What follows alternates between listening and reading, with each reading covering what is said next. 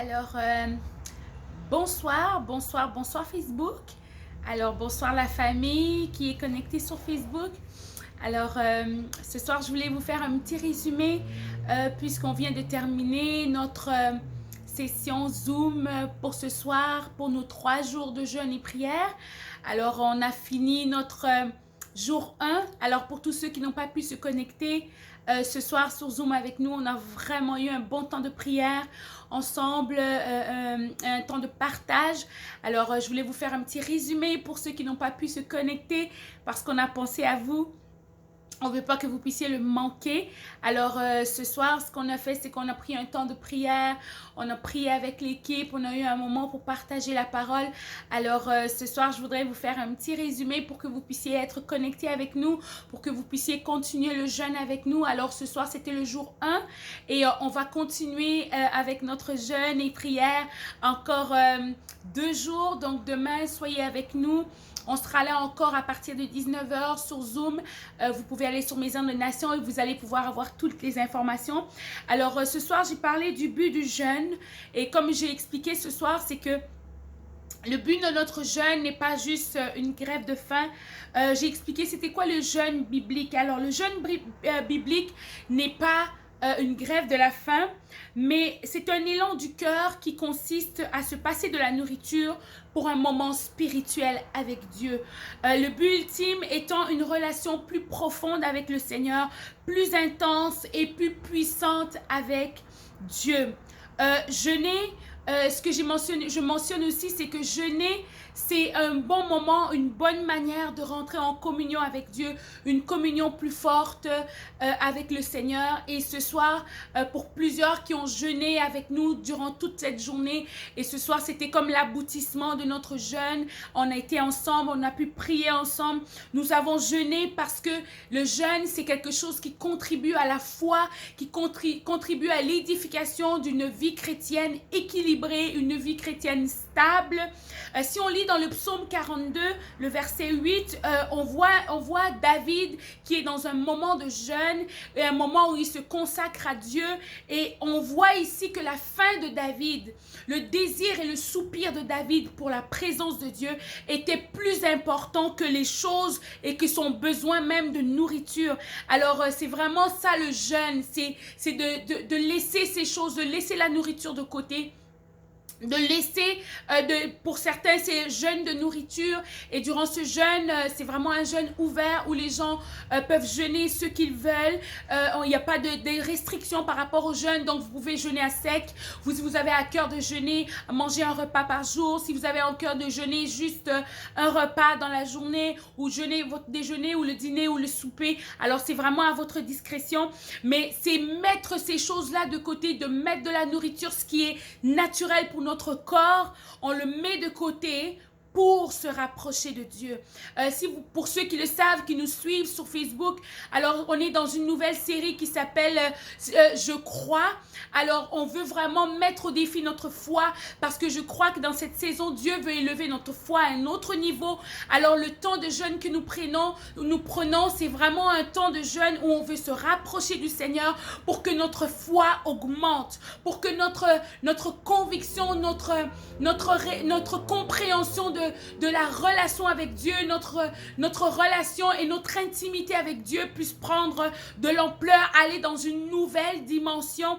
Alors le jeûne contribue à cela parce qu'on dépose toutes les choses à terre, on les met à côté pour se rapprocher du Seigneur.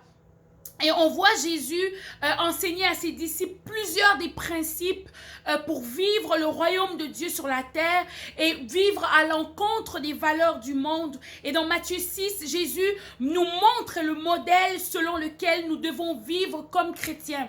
Et dans ce modèle que Jésus donne, il y a 3 éléments fondamentaux à laquelle Dieu nous appelle et Jésus nous exhorte comme croyants à vivre dedans. Il parle de la prière dans Matthieu chapitre 6, vous pourriez lire à la maison. Il parle de la prière, du jeûne et il parle du don. ces trois choses, c'est des devoirs chrétiens. C'est une responsabilité comme un chrétien de jeûner. Beaucoup de fois, on voit des chrétiens jeûner juste lorsque les moments vont mal. Mais le jeûne doit faire partie de notre routine autant que nous avons besoin de la prière. Le jeûne doit faire partie de notre routine chrétienne. Le jeûne, la prière et le don sont comme un peu le trio du bonheur, comme je dirais. Et si on pense à Ecclésiaste chapitre 4 verset 12, où on nous parle que la corde à 3 brins ne se rompt pas facilement, mais je crois que ces 3 cordes qui sont la jeûne, la prière, le don, c'est vraiment, ça a un impact spirituel dans la vie du croyant. Lorsqu'on commence à prier, lorsqu'on commence à jeûner et lorsqu'on commence à donner l'aumône, nous donner à Dieu, donner à ceux qui en ont besoin autour de nous, ça fait une grande différence dans la vie de chrétien. Et ça nous rend solides, ça nous rend inébranlables dans notre foi lorsque ces 3 éléments sont appliqués dans notre vie. Prier, donner et jeûner font partie des 3 éléments qui vont solidifier notre foi. Alors je vous encourage à jeûner, à considérer cela, pas juste quand les choses vont mal, pas juste quand on veut voir des miracles, mais d'une manière routinière, d'une manière organisée, intentionnelle de jeûner, de prier, mais aussi de donner à Dieu. Et on voit les 3 éléments qui rendent la vie d'un croyant inébranlable. Dans Matthieu chapitre 17, le verset 20, Jésus va encore plus loin, le Seigneur va plus loin et il dit que si ces éléments-là sont en place, rien ne vous sera impossible. Lorsqu'on applique ces 3 principes ensemble, le jeûne, la prière et le don, rien ne nous sera impossible.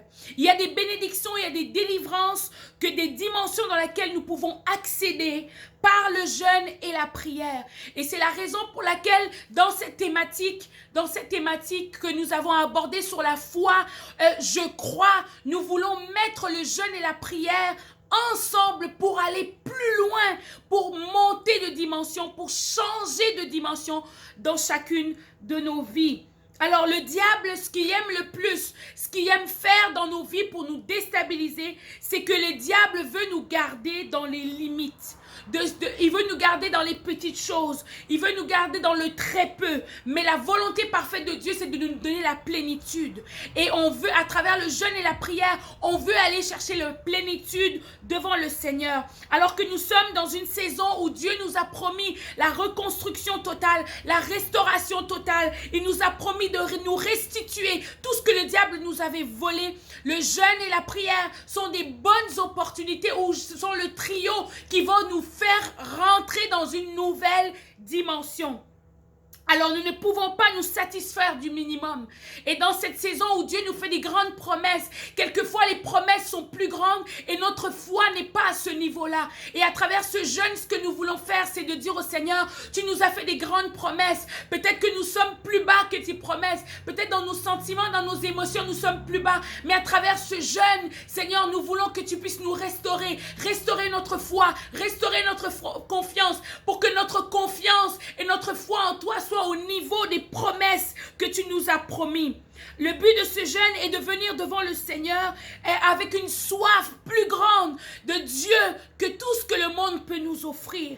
Alors, notre soupir durant ce jeûne, c'est Seigneur, restaure-moi, restaure ma vie, restaure ma foi, emmène-moi dans une nouvelle dimension de foi. Seigneur, je ne veux pas juste vivre dans une dimension que je maîtrise, mais je veux que tu m'emmènes plus loin parce que tu as plus pour moi que ce que j'ai expérimenté dans cette saison.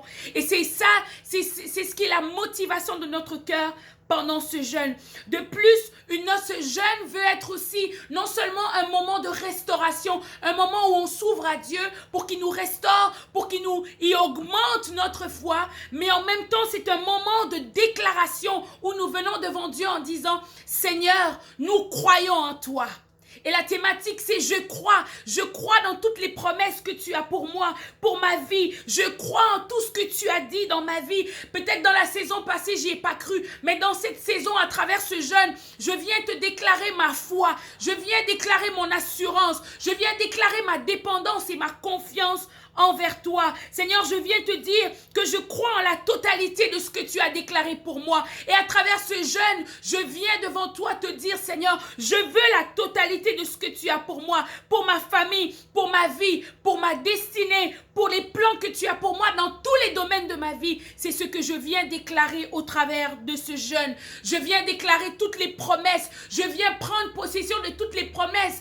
Et à travers ma foi dans cette saison, je viens te dire, Seigneur, je crois que tu m'as appelé à prospérer dans ma famille, que tu m'as appelé à les richesses, tu m'as appelé à me développer, tu m'as appelé à une croissance spirituelle, à une maturité que j'ai jamais atteinte. Seigneur, dans cette saison, tu veux me guérir, tu as la guérison physique pour moi, tu as la guérison émotionnelle pour moi, tu veux guérir mes relations, tu veux guérir ma famille, mon couple, tous les domaines de ma vie, tu veux les emmener dans une dimension ici, mais que tu veux les emmener dans cette dimension. Et je prie et ma foi et mon assurance sont dans ces choses-là.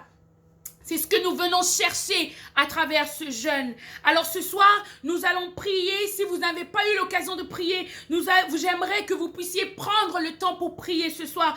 Seigneur, premièrement, Seigneur, ouvre mon cœur pour que je puisse te connaître. Restaure ma vie, Seigneur. Je veux rentrer là où tu es. Je veux que toutes les situations qui m'ont étouffé durant la dernière saison, mais je viens ce soir pour te demander de me restaurer. Restaure mon âme. Seigneur, je suis fatiguée et chargée et je suis brisée, découragée, mais je t'ouvre ma vie ce soir et viens me restaurer. Je veux me reconnecter avec toi. Seigneur, travaille mon cœur, change mes émotions pour que je puisse être disposée à recevoir tout ce que tu as pour moi. Alors c'est la première prière que nous allons faire ce soir. La deuxième chose que nous allons prier ce soir, c'est Seigneur, restaure ma foi, restaure mon espérance en toi, mais restaure mon espérance dans tes promesses. Brise mes chaînes. Il y a peut-être des choses dans votre vie qui, dans la dernière saison, ou peut-être même dans les derniers mois, qui sont venues éteindre la foi par rapport aux promesses que Dieu vous a fait pour 2020. Alors on vient durant ce jeûne dire au Seigneur, brise mes chaînes, brise la puissance des mensonges que j'ai cru sur toi, des mensonges que j'ai acceptés, sur mon identité, sur ce que j'ai cru, sur ce que tu as à faire pour moi, sur mon identité, sur ma vie. Délivre-moi de mes choses, de mes prédispositions mentales, de mes limitations intellectuelles, spirituelles, de mes peurs, de mes échecs, de mes craintes et de tout ce que l'ennemi est venu mettre dans ma vie comme mensonge. Et je renonce à toutes ces choses et je déclare ma foi en toi. La troisième chose, c'est qu'on a fini avec un moment de déclaration où on dit au Seigneur, je crois.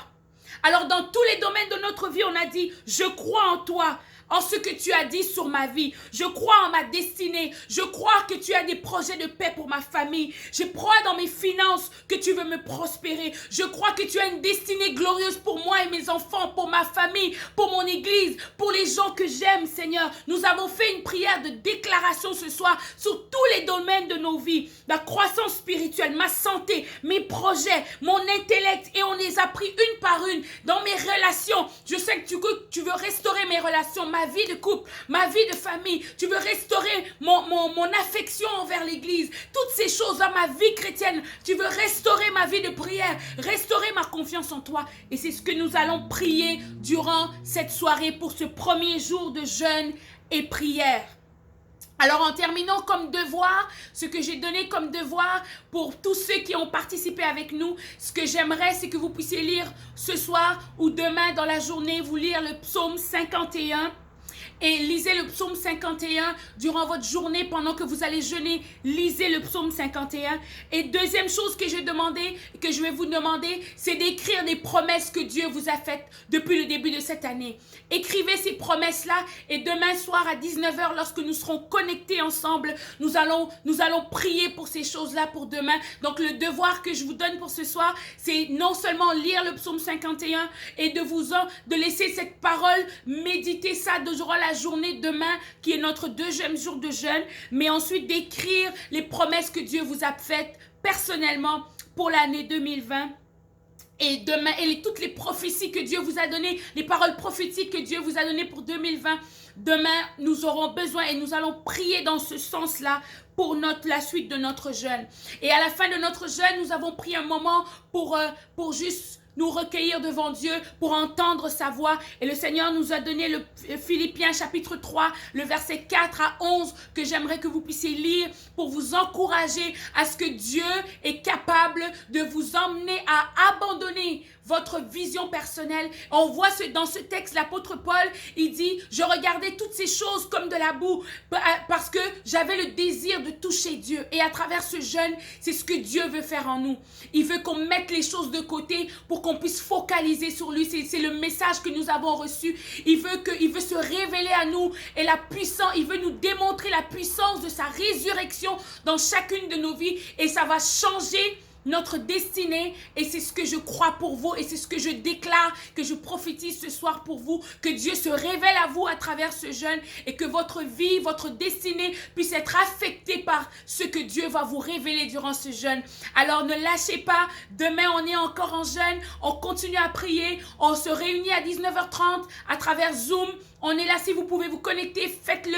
Demain, on sera encore ensemble pour continuer. Et à la fin de ce jeûne, nous voulons unir les trois. Comme j'ai mentionné dans Matthieu chapitre 6, on voit le jeûne, la prière et le don. Alors, préparez votre offrande. Mercredi, nous allons donner une offrande au Seigneur en signe de confiance, comme une action de grâce pour toutes les choses que Dieu va faire à travers de ce jeûne. Alors que le Seigneur vous bénisse. Bonne soirée tout le monde.